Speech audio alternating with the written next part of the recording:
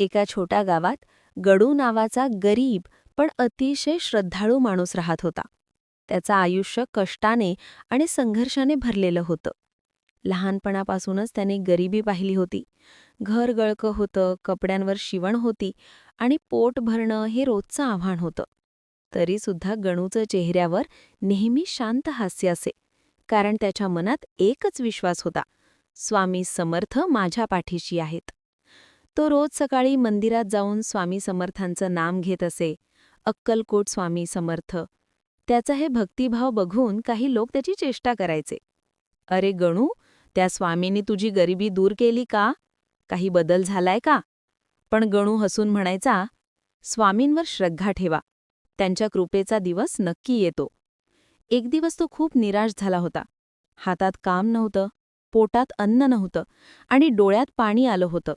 त्या रात्री तो स्वामींच्या फोटोसमोर बसला आणि म्हणाला, स्वामी, मी हारलोय, पण तुमच्यावरचा विश्वास कधीही ढळणार नाही. त्याच क्षणी त्याला स्वप्न पडलं. स्वामी समर्थ तेजस्वी रूपात त्याच्या समोर उभे होते आणि म्हणाले, बाळा, श्रद्धा ठेव, माझं नाम घे आणि उद्या नव्या आशेने बाहेर पड. दुसऱ्या दिवशी गणू सकाळी उठला आणि नेहमीप्रमाणे नामस्मरण केलं. तो गावात फिरत असताना एका व्यापाऱ्याला भेटला. त्या व्यापाऱ्याने गणूचं प्रामाणिक बोलणं ऐकून त्याला आपल्या दुकानात काम दिलं.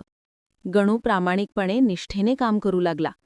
काही महिन्यांतच त्या व्यापाऱ्याला त्याचं काम इतकं आवडलं की त्याने गणूला दुकानाचा कारभारी बनवलं. हळूहळू गणूचं आयुष्य बदलायला लागलं. स्वामींच्या कृपेने त्याला स्वतःचं घर मिळालं, संसार स्थिर झाला आणि तो रोज गावकऱ्यांना सांगू लागला, स्वामी समर्थांवर विश्वास ठेवा, ते नक्की मदत करतात.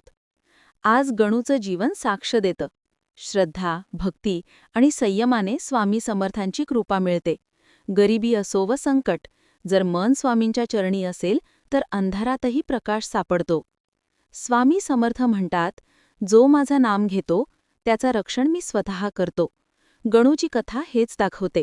स्वामी समर्थांची कृपा असेल तर अशक्यही